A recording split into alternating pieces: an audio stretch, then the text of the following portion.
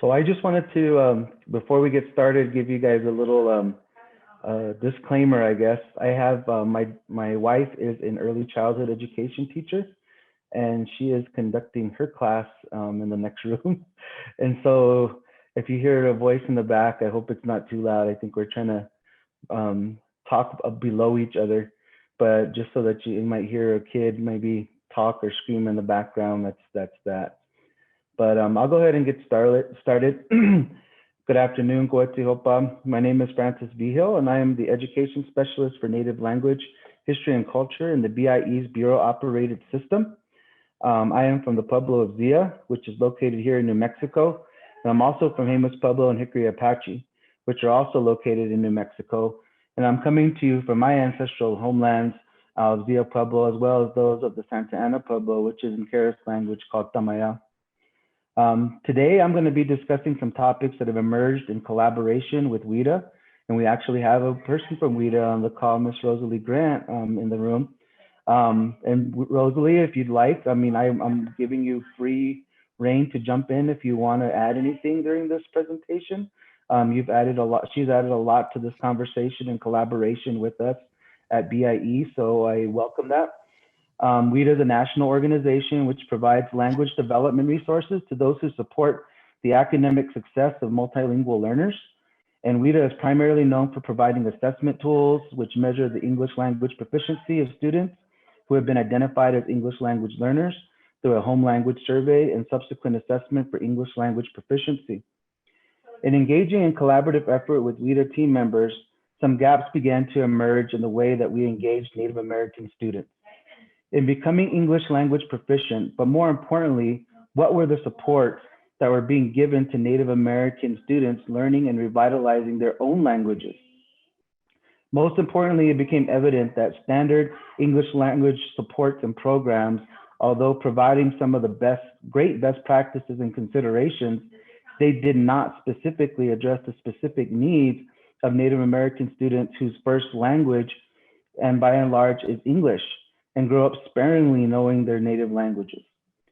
The question became, what supports and resources, as well as considerations, do we need to develop to best support Native American students to become proficient in English? But more importantly, how do we develop native language programs that have overlapping EL programs that help support a more bilingual mode of learning? This presentation will walk us through that journey and provide some ideas and considerations for how we can provide holistic supports for both native language and English language programs within the BIE. And so with that said, I just want to make sure that as we go through this, I think we'll have some time, ample time to answer questions at the end. But if there's anything during the course of this presentation that you want to, some pressing answers, some questions, some things that you'd like to comment on, please don't hesitate to put that in the chat. I'm usually horrible at looking at the chat, but I will do my best to try and make sure that I'm monitoring that as best as I possibly can, because I'm not only the moderator in this session, I'm also the presenter. So I'll do my best to do that. So please, if you have questions, feel free to ask those in the chat room also. So it is important to look, oh, let me start my screen. That would be helpful for all of you guys.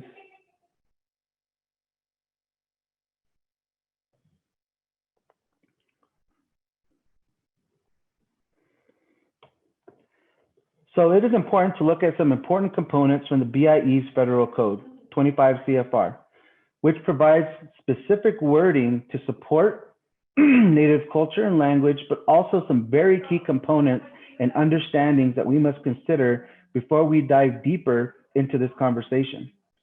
Of course, interpretation can be applied to these 3 points, but take a look at these statements based on a Native culture and language viewpoint.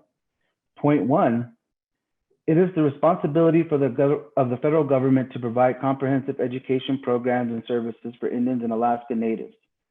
We must we must say that the BIE must provide a comprehensive education program. And comprehensive means that we are going to give a complete education. As it relates to Native Americans, which BIE schools 100% serve, We cannot provide a complete and comprehensive education without including the language and culture to any degree.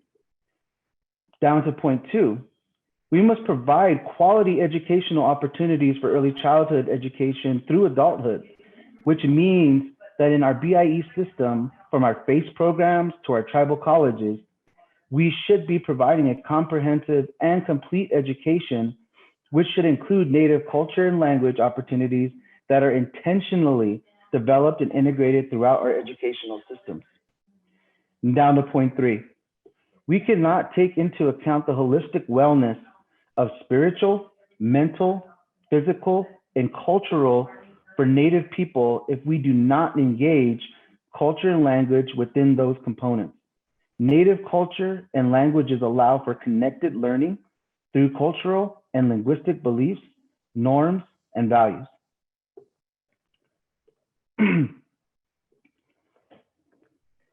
So there's a little bit of a backstory here, and I want to give the backstory because I think it's important to understand how we got to this point, how we got to this place with this. And so one of the things is that I've been with BIE almost up to 5 years now, and when I came into the system, one of the things that what was laid on my lap on my desk was a WIDA contract. And one of the things that BIE had entered into was a WIDA contract, which was to provide assessments and supports for our students to learn for English language learning. And as we started to go through this contract and start to see what are the pieces of this contract, we wanted to also see how we could leverage and maximize this contract to the needs of our students in the BIE system. The BIE didn't have a designated native language program or an English language program. And we're going to talk about that here in a bit. A lot of the decisions were being made at the local levels through educational resource centers, which serve kind of like our school districts with an educational program administrator who serves similarly to a superintendent. And a lot of those programs at the schools were made at those local levels. Under the BIE's ISEP, the Indian School Equalization Program, those language funds could be utilized for either or an EL program, an English language program, or a native language program. And so in a lot of places, there was a mixture of these funds being utilized for different pieces in different spaces. Now, mind you that remember that BIE has 3 main components within it. We have our Bureau operated system, which there's 23 schools that are still primarily under the Bureau's purview. We have the tribally controlled schools, which used to be called grant schools. And those are schools where the monies go directly to tribes to run their own schools. And then we have the Navajo region, which is a mixture of tribally controlled schools, some off-reservation boarding schools, and Bureau operated schools. And so in this funding, during the course of this particular presentation, I'm going to be focusing on Bureau operated schools. And so in the Bureau operated schools, these funds were by and large kind of up in the air, where there was a lot of different places and utilizations of these in the different schools. And there wasn't really a clear designation of how native languages or EL programs were being utilized at each particular school. So when I came into this role as the Native Language History and Culture Specialist 4 years ago, I did an informal assessment program across the Bureau operated school system to see what programs existed that were related to native language, history, and culture. Most of our 23 Bureau operated schools had a native language program, and some had extracurricular activities that were tied to culture and language programs, but many of the native language programs lacked any clear data, whether it be qualitative or quantitative. We just couldn't determine what their native language, culture, history, and language programs entailed. It became very difficult to assess what type of program existed at each school and how to support it. Language funding, which through the Indian School Equalization Program formula, which I mentioned before, or ISEP, can be used for native language or English language programs. Many schools utilize the funding for EL programs and a combination of EL and native language programs. Many of the native language programs were supported not through the ISIP, but mainly through external grants and funding. Therefore, we saw that many of the native language programs lacked foundational and fundamental components for a native language program to be successful. And so as you see some of these points in the on the slide, there was really no clear way of determining where we're at.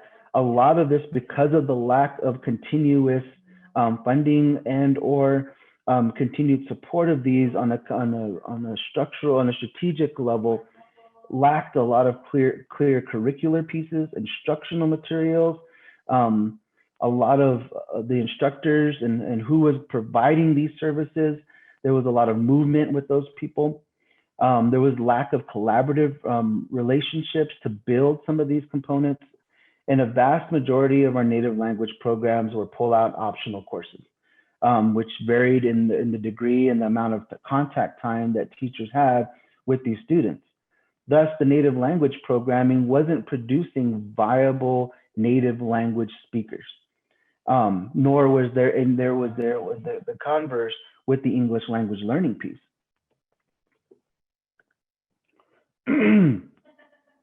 So why are we even talking about native language program designations, and what does this mean to holistic look at balancing out the native languages and the English language learner pieces? As the native language history culture specialist, I began to gather data, although through several different means. First, I gathered information provided by schools through our student information system called NACIS.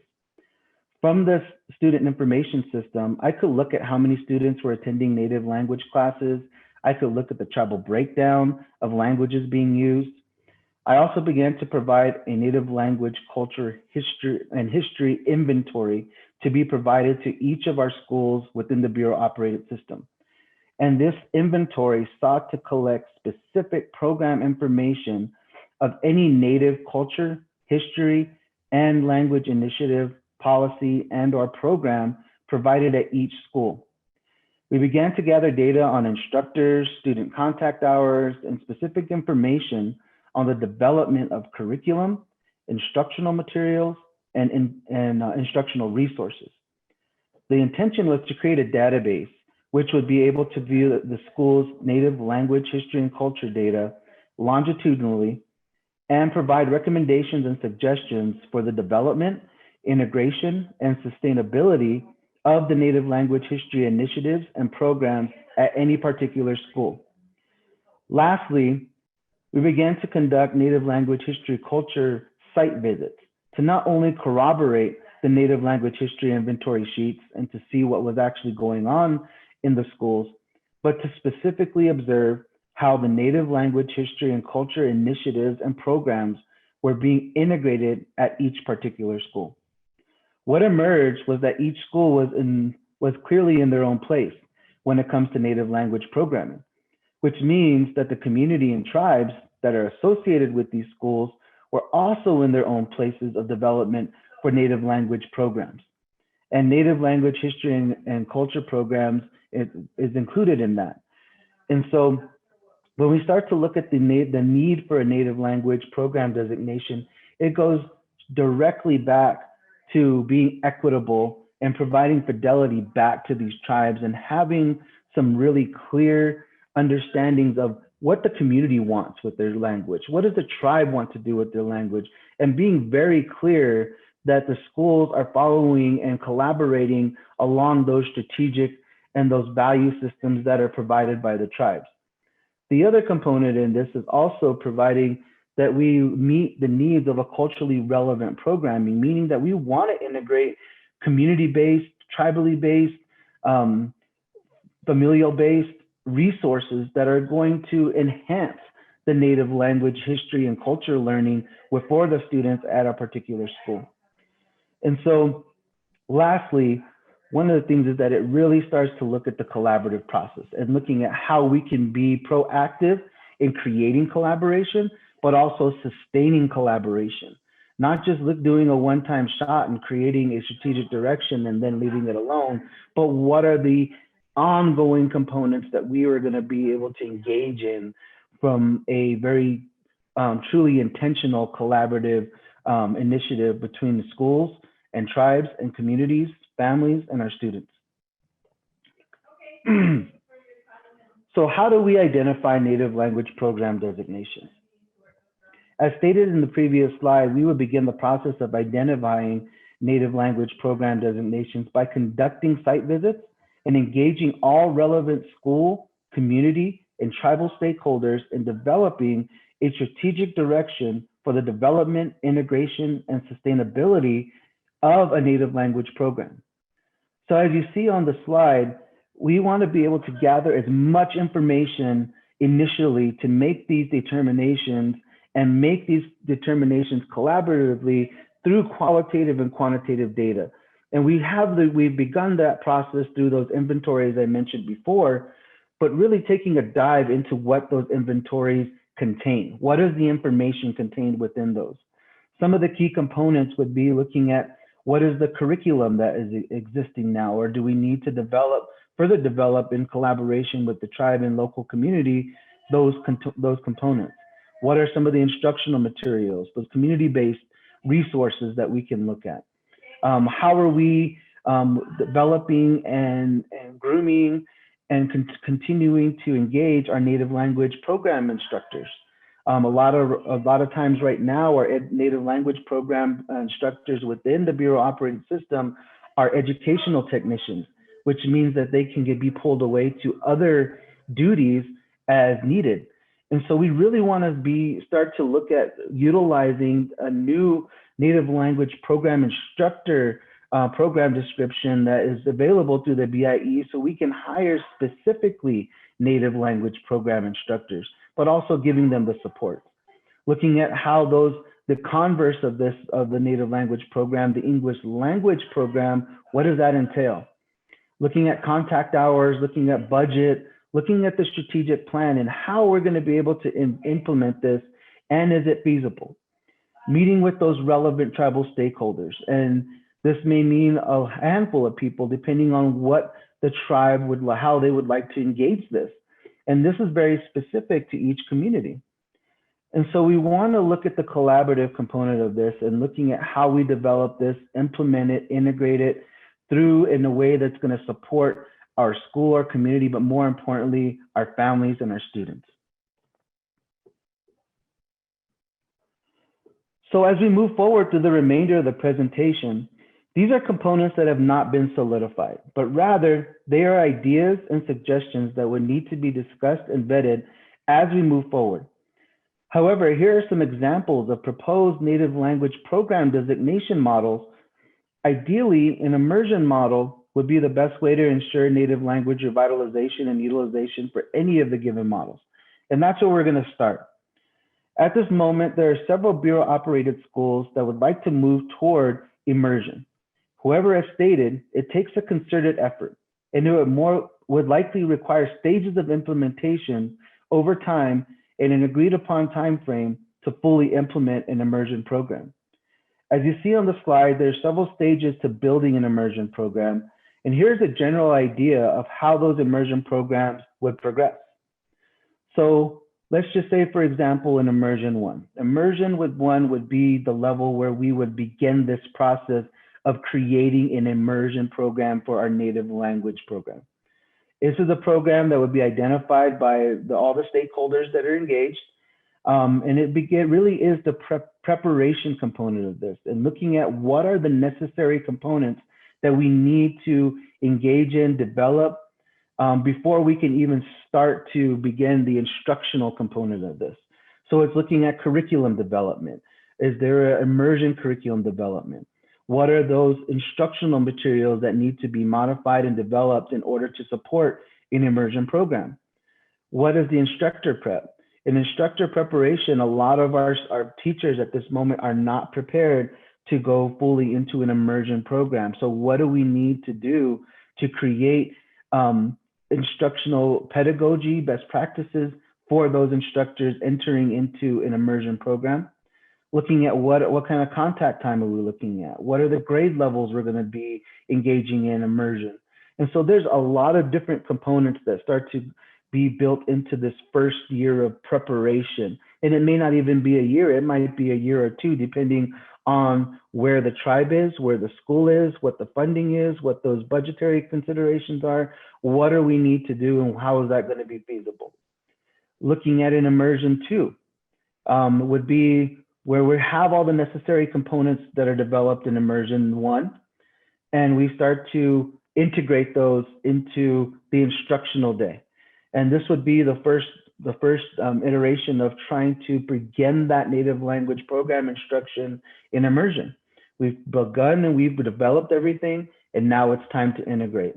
And so this would be the beginning phases of integration, which may have some bumps in the road and may need some tweaking as we start to go along, but those necessary components are there. Going into the next level and looking at immersion 3 is where that program has been established. Some kinks have been worked out. The program is working smoothly. There might be some maintenance that goes along with this program, but the program has been implemented. And so as you see, each of these are tiered.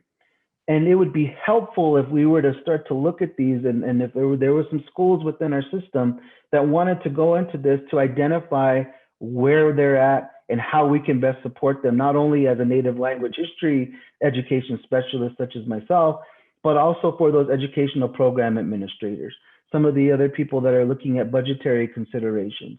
How do we start best support these programs to meet the maximum native language growth that these programs should be able to reach? And so that's what we're looking at from an immersion standpoint. The other models are more traditional methods of native language programming, and they exist to varying degrees throughout the BIE system, which includes the Bureau Operated System, Tribally Controlled System, and the Navajo system. But again, we're going to be focusing on the Bureau Operated side of this. As some of you know, dual language programs are very similar to immersion programs, but in dual language programs, the English language is introduced to varying degrees and is usually introduced at a lower percentage of the time compared to the native language program side of it, which would be introduced at a higher percentage of the time. As students move through each grade, you start to see that the native language component will usually start to decline in a dual language, and maybe depending on what those determinations are, can look very different from school to school. And so in this, you start to see that the dual language program is also can be tiered. We haven't broken those out into tiers just yet, and into developmental stages like we saw with the immersion. But that would be something we would have to do from this standpoint also, to look at these dual language programs and start to look at what are the necessary components and the curricular and instructional shifts that we would have to make if we were going to implement in different stages across different grade levels. And so those would also include the necessary shifts in instructional time, instructional resources, what the classroom might look like, what are some of the community-based components that you might engage in this. And so there's a lot of different considerations in this model and a lot of different leeway for this model also. Heritage language programs are the most prevalent native language programs that we have at this moment within the BIE Bureau Operated System. And it has varying degrees of integration, engagement, and utilization across the Bureau Operated network. And in many ways, the program is the easiest to implement, but it is more likely to not yield proficient native language speakers. And so right now, like I said, it can be very flexible, but right now it also needs a lot of support to look at the foundational components to build on these programs. Because right now, in a lot of ways, like I mentioned before, a lot of our programs have been stagnant, and there's not been a lot of movement, but there's also not a whole lot of growth that's happened with these programs also. So we wanted to make sure that we're building in some intentional pieces where we're starting to look at how do we measure the growth of the programs through these designation models. We don't want them to become stagnant, but we also want to start to see that there's growth. And how do we start to measure growth? What does growth mean within a native language program? And those designations are also highly depending on what the tribe looks at. So we can look at, if you go into the next presentation I have in the next session, we're going to talk about cultural competency, culturally responsive education, and how these two pieces mesh together. And so I won't go into that right now, but we really would like to start to see a very vast collaboration upon it when in integrating any of these models, and how in the conversation be very intentional with those tribes, with those communities, with our families, as we start to integrate these more intentional native language programs. And so what is the importance of native language programs? And I think we started to hit on that on this last slide, but it provides a clear strategy. Right now, there's just not a clear strategy for a lot of our native language programs. And that also is true with the converse of this, and the overlapping piece with their English language programs. We need to identify those key stakeholders and community-based resources and really start to tap into and connect community-based resources and things within the community to make those cultural and linguistic ties to the language that can be utilized as learning tools within the classroom and within our native language classrooms, more importantly. It allows our BIE staff to clearly identify what those programs are, like I stated before, and to start to better support those, and to look at budgetary considerations when you start to look at, this is where we want to go with our native language program, and this is what we need to be able to do that. And of course, that falls into the realm also of our instructors, and looking at how are we being able to support our instructors to develop these programs. It allows for better support, developing corresponding curriculum and instruction materials that are specific and meet the needs of the program and the strategic plan that's been laid out in this collaborative process. And it allows for constant feedback. We want to make sure that we are sure that we are providing the program that we're providing, but also that we're doing and building these programs in a very intentional way, in a very stepwise way, so that we're not jumping ahead of ourselves, but we're also, again, not being stagnant. And so in a perfect world, we would be able to learn, teach, and interact in our native language. But as a consolation, it would be great to build native language programs that work toward native language growth and proficiency. Thus, we start to see that by pairing and building sustainable native language programs and English language programs, we can build intentional native language growth and see that our native students can grow in their academic and Westernized languages, but more importantly, that they start to revitalize and start to understand a connected world through their own native languages. And so one of the things that is vital to this conversation also is, at some point, like I stated, is that we're going to need the academic language. And in order to support our tribes as we start to go forward, and we want stewardship from our from our students as we move forward, we want to be able to connect the native language culture, their community-based values, norms, belief systems, and be able to mesh those components with an EL program that's going to support their growth in the English language also. And that's where WIDA comes in. And the conversation that we've been having with WIDA will really start to support Native American students who are EL specifically.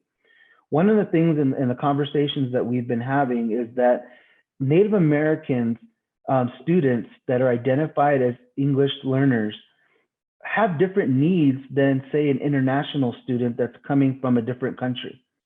A lot of our Native American students are not proficient in English, nor are they proficient in their native language. There's very small percentage of our students, and I can point out that there's less than 1% throughout the BIE that are proficient in their native language. But that also means that we don't have assessments for those either.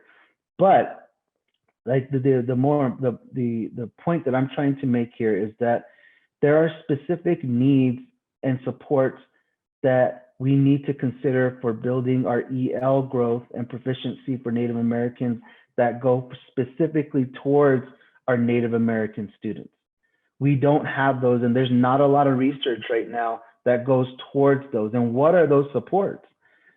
Because a lot of, again, what EL programs such as GLAD and TESOL, they have some very good strategies. There's best practices and considerations that can be utilized throughout our educational systems. However, those EL supports are not specific for Native Americans and the specific reasons why our Native American students aren't proficient in English in the first place.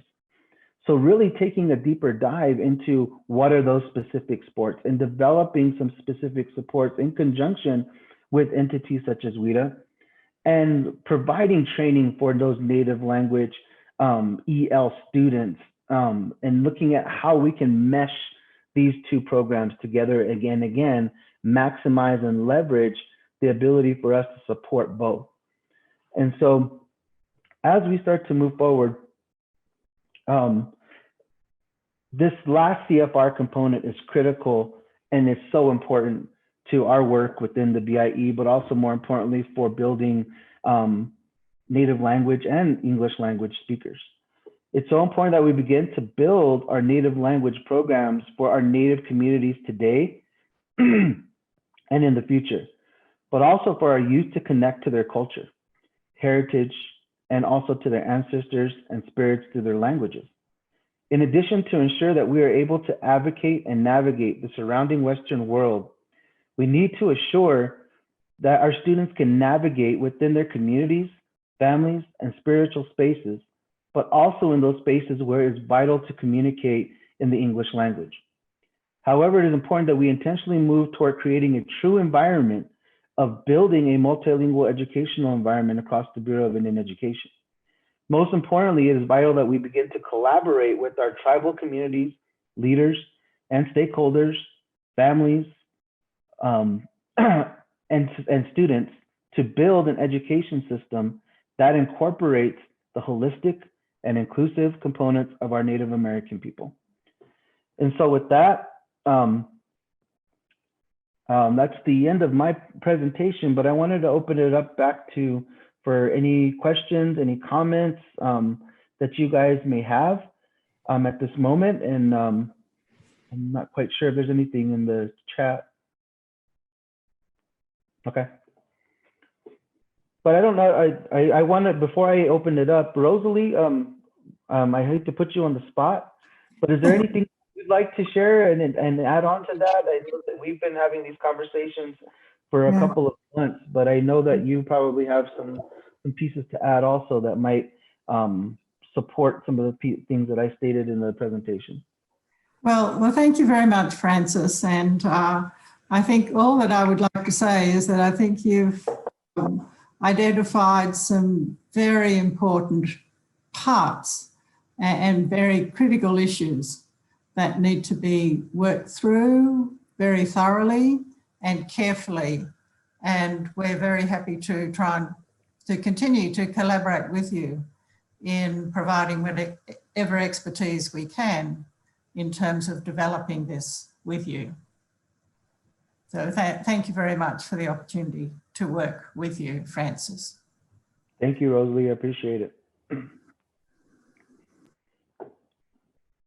Anybody else? Are you a shy group? I have a question for you. Yes. So this is my first year working at Arapaho schools in Wyoming. And so I don't think, we don't fall under the BIE. We're a public Wyoming school, but our, the kids that we work with are 98% Arapaho. And so we are in the process of trying to start some sort of language program. And I'm in the process of researching right now, like an immersion program, a dual language program.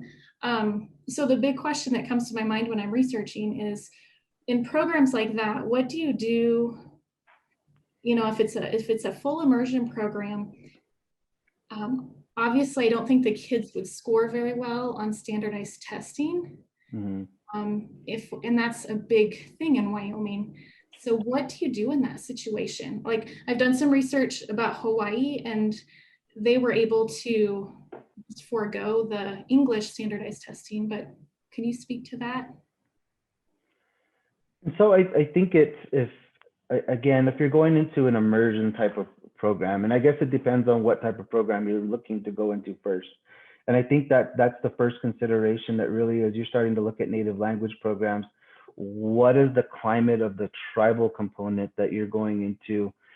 Because a lot of times schools, and I'm not even talking about BIE schools, but in previous work in other school districts, a lot of times schools will start to engage these native language programs and not even bring the tribes into the fold, into the conversation until later. And I think it's building upon capacity that the tribe has to be able to engage these conversations, but also the resources that they're going to be able to put into this also, because that's the larger component of this is that as from a BIE standpoint, I always tell my schools, it's not your language. It's the language of the people. It's the language of the tribe. It's the language of that community, and how they feel that they want to integrate this into a school setting is totally up to how, and I think there's, in saying that also, there's a lot of, this is where I was saying about tribes.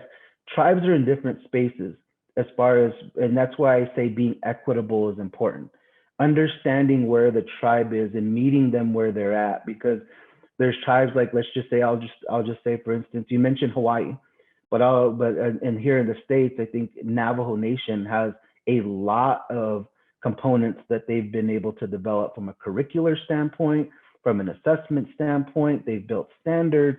There's a whole lot of pieces that they've started to build, and they've begun implementation and integration of those things in different ways throughout their vast reservation.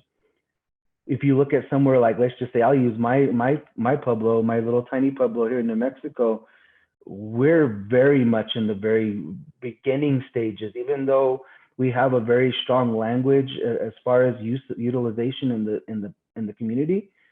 It's not something that we've begun to integrate into our school system very. So there's, as far as like a curriculum or any of those types of pieces, that it's just not present yet. And so understanding where the tribe is a huge component of that, but also how do they want to utilize it? There's some tribes there's some languages where it's, I think a lot of our native languages, there's a spiritual aspect that's engaged and intertwined in with the language, that it's very hard to disaggregate those pieces. And some tribes are able to do a very surface level language program where they start to look at fundamental pieces like phrasing like, hi, how are you? Some very simplistic kind of things, I think that's where you start with any native language program. But as you start to, where do you want to take this, and how does it start to build, and where do you ultimately want to see that growth at the end of the day? Is it just purely conversational, or would you like them to understand the greater kind of cultural, spiritual nuances that would be navigated within their community? And therein lies the other component, is those are some very deep conversations to have. And a lot of times schools end up making those determinations, not the tribes. And so that's why I say the collaboration with the tribe and asking them what they would like to see with that is a first step. But I think the other part, just as a disclaimer also, is that a lot of tribes don't know what they don't know as far as development of a language. And when I say they don't know what they don't know, it's providing the information of these different types of programs and giving them almost like the buffet of language options. And these are all the things that we can do, but what do you want to do? And I think that's the part that a lot of times I see tribes that dive into immersion programs, which is great. And not to say I'm never going to tell them, no, don't do that, but not knowing fully what that entails and what that may look like. And I'll end this, I'm going to say one more thing to your question, is that you mentioned Hawaii, and the Hawaiians will be the first ones to tell you that it's taken them since the 60s, 50s, and when they started these grassroots efforts to be where they're at right now. It's not a sprint, but we need to also, we have to start somewhere. And I think that it's a marathon, but we also need to start somewhere, and it needs to start now. And I think that's where I'm glad that you're taking on that role. And it's a little daunting and it's scary, but I think everybody in the room will be behind you and supporting you, because I think it's so important to start somewhere. And it's not going to be the thing is that you're not going to have 100% buy-in from everybody. And that's the hardest part to kind of swallow also. So long answer. Sorry. I hope I answered your question. It's helpful. And that's, we've talked with the tribal elders, and we've gone through a lot of that. But yeah, I think it's true. Maybe they don't know all the options. Mm-hmm. So that's helpful. Mm-hmm. That's yeah. Good. Thank you. Anybody else?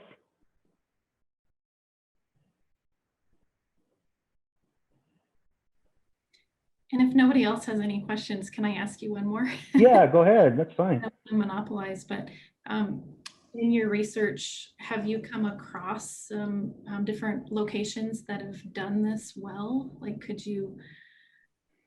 Done immersion? Immersion, dual language, just,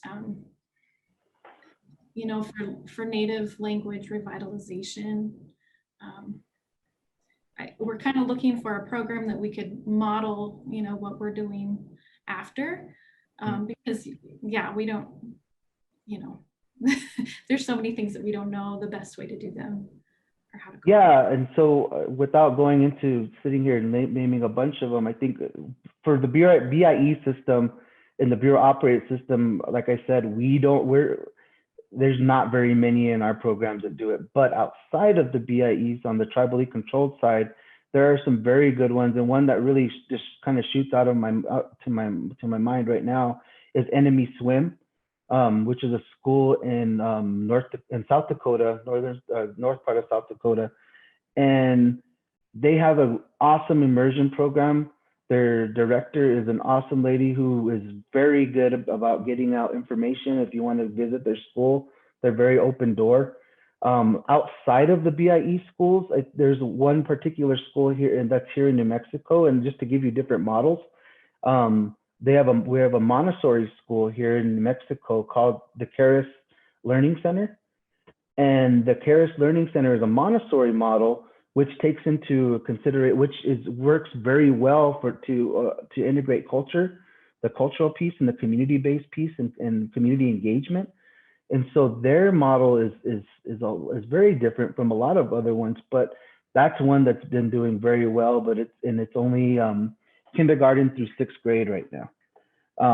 But I can share some other ones with you if you want to. I can give you my email and we can have a deeper conversation about that one. But just off the top of my head, those are two that I would look at that are kind of in different spaces, but also have some very good ways of doing immersion right now, and the way that they started those, and they're very willing to share those information. But of course, there's the Hawaiian immersion models. I'm sure that you've probably seen. There's a couple that have popped up in Alaska that are doing very well also. Yeah, that'd be great. I'm happy to get any resources that you can send my way. I'll put my email in the chat. Gotcha. And Tonya, I think you had a question. You're on mute.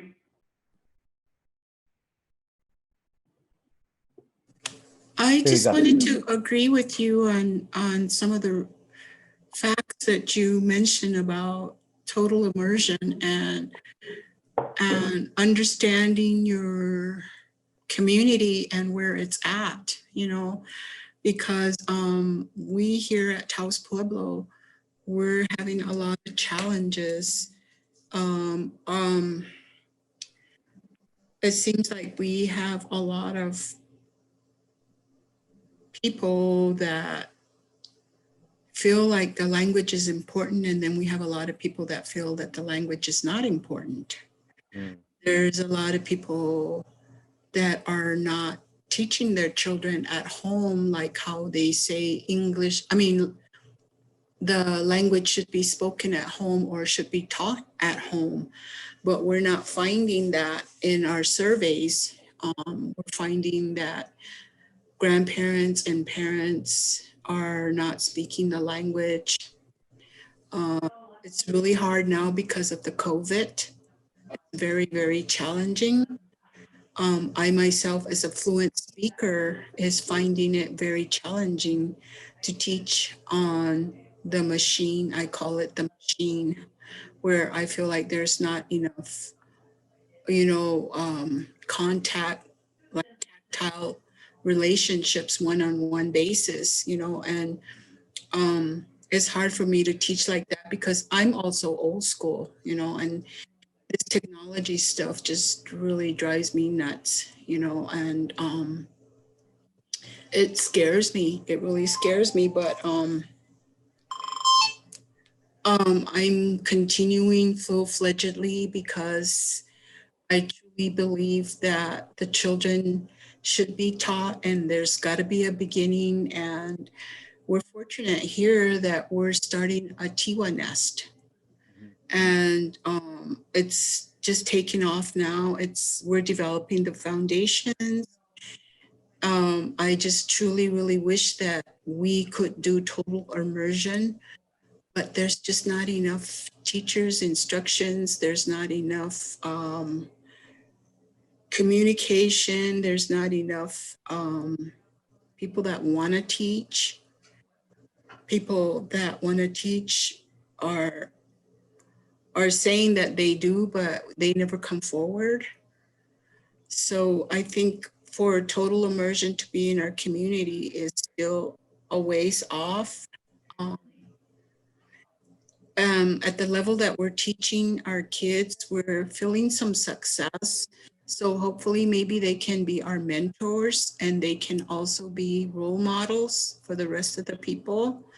We have a lot of online students, adult students that we're teaching in the evening. A lot of them have access to laptop and computer that our community people don't have. So a lot of our students are learning because we're truly believing in the part where, if you hear the language, you can pick it up.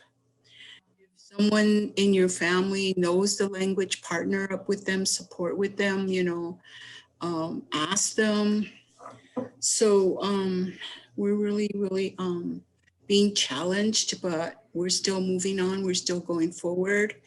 There's about 5 of us now that are teaching in the schools, and we're teaching adults, and hopefully to expand our program.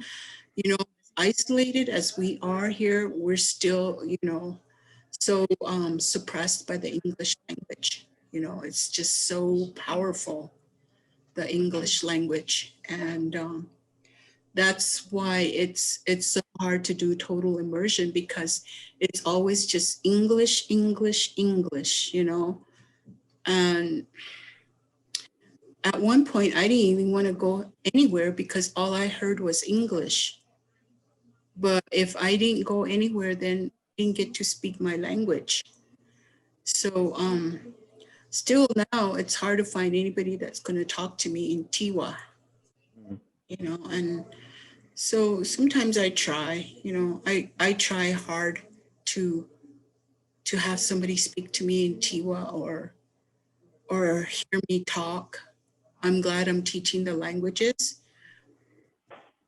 I hope and pray that we do have total immersion sometime. I even thought maybe at one time we could bid, like families that wanted to do total immersion, and just maybe put them in seclusion and see what they can do to do total immersion, because we have a lot of speakers yet.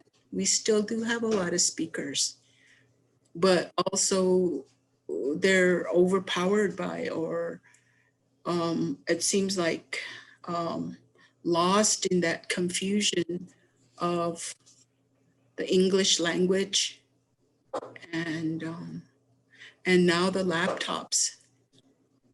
Yeah. So it's very difficult. It's very difficult. I hope we do have total immersion. I kind of think sometimes I feel like maybe people really don't understand how at high risk we are of losing the languages. Maybe they still don't have that understanding, you know? So maybe we still need to develop some kind of like newspapers or awareness, some sort of awareness. Yeah. That I feel. And thank you for saying that, Da. Appreciate that. But I was going to add on to what you were saying. I think, and I get on my soapbox a little bit here. I think one of the things too is that it hasn't been that long since we began, as Native people started to move away from that boarding school mentality. And that boarding school mentality, and especially here, of course, in the States, for those of you guys that are from Alaska, Hawaii, I know that it was a little bit of a different um, situation, but here in the States, that boarding school component and that how we've reacted and those historical traumas that are still built in from those places go back towards what Antonia is saying. There's a lot of what that nativeness and the culture and the language as mainstays of how we communicate and the way that we communicate within our communities has been lost. And that's where that assimilative process has kind of won out in a lot of ways. And we, again, like I stated before, we don't know what we don't know, the tribal governance, but even us as people don't know what we don't know, that we've experienced these traumas where even for me, and I won't go into this whole story, but I was a product of relocation era policies, where my parents moved from New Mexico to take advantage of things, this work environment in Los Angeles, which took me, I was born in Los Angeles, didn't even grow up knowing any of my language or culture. But having come full back, so I'm just grateful that I had family, that when my parents decided to move back to New Mexico, that I have family here that took me under their wing from the 3 places that I'm from, and I'm able to be engaged in culture and language from that standpoint. But there are people that have been taken away and disengaged and split apart from their own native language and culture. And even within our communities, that we rely on that westernized way of looking at education and learning, and we look at that as the norm and as the standard, but we have our own ways of learning from the native standpoint that we need to re-engage. And that's something that is very hard for people to understand when our education system is been geared and told to do, we've been told to do it a certain way for the last 70, 60 years, that we've become so used to that. And now it's time to, and again, going back to, I'm kind of pointing back to the Hawaiians, it takes that grassroots, and like you said, Antonia, they had pockets of people in Hawaii that were starting to engage these. If you hear the stories from people and those grassroots stories from those Hawaiians, they'll tell you it didn't start off with everybody. It was these pockets and these pockets, and those pockets started getting a little bit bigger. And you start to see that the growth took place over time. And it may not seem like it's moving very fast, and it may not be moving as fast as we want it to, but it started and you engaged it and you're moving it. So I know that it may seem like it's not moving the way you wanted to, Antonia, and I know what the work that's being done at House.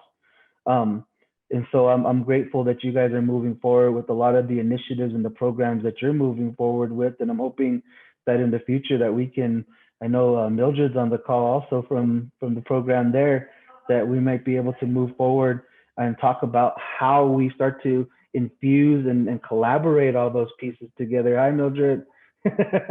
So I just want to make sure that before we go, there's only about 5 minutes left. Is there anybody else that has any questions or a comment?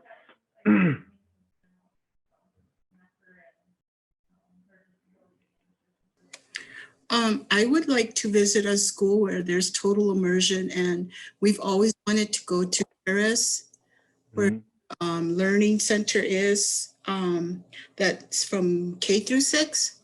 Mm-hmm. I know that they are integrating a lot of their cultural community aspects into the school, which is a lot of farming. And I think that that's very, very important. Also, I think, are they doing parenting classes too? I'm not Yes, too they sure. are.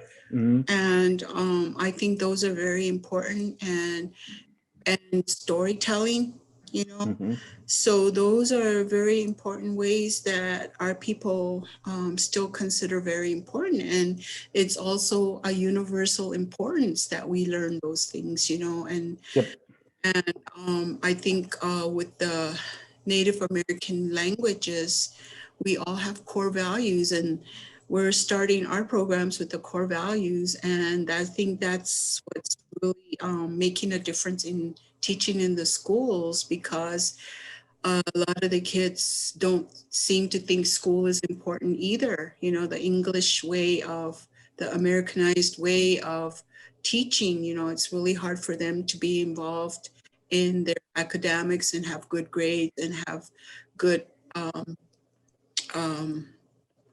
high attendance, you know. So those are very good implications that we could start with, which is, you know, core values, to really get the kids involved and say, hey, you know, hey, those are important things that we learn in life too, you know, and have the schools know that we're teaching something that's really important to our kids, you know. So, you know, I think that, yeah, it is going to be slow, but, you know, it's going. It Mhm. might take a long time, like you say, like it took for the Hawaiians since the 50s, the 60s, the 70s, the 80s, the 90s, you know. And, you know, who knows, maybe by that time, the language might be a little bit different, because there's so much technology now. We have to invent new words.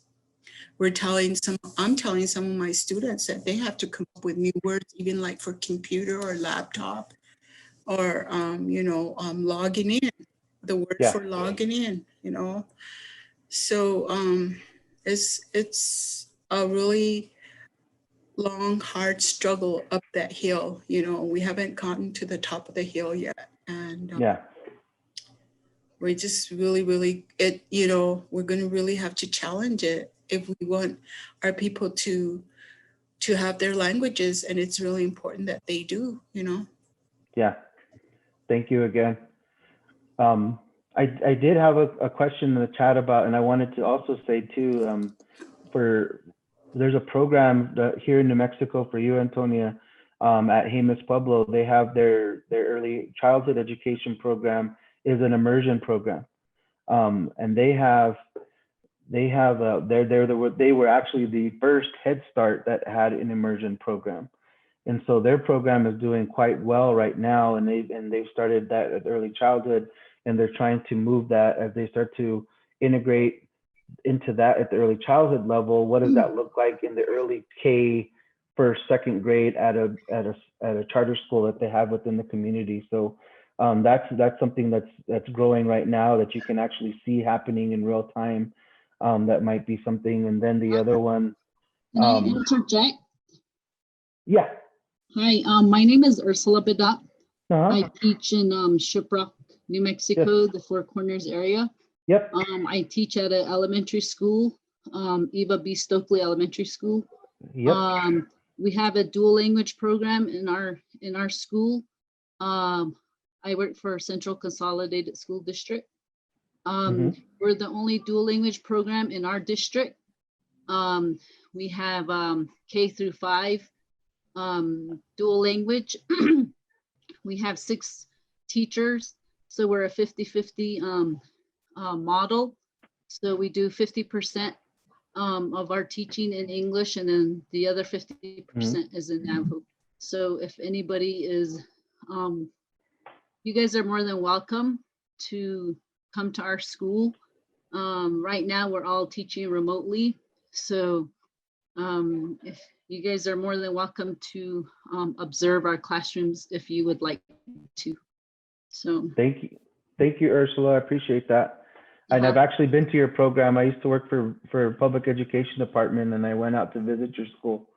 But I need to get off of this call to get on my next one. I'm starting in 4 minutes, but I invite you guys to go to that one also. It's kind of a continuation of this one, but it's looking at culturally and linguistically responsive education, and kind of taking that and building a cultural competency framework for your culture and language program. So if you guys care to join that one, I'll be in that one. But thank you all for your questions, your comments. I appreciate it. Good luck in all the things that you're doing. And for those of you guys that got your emails for, I'll get in contact with you guys.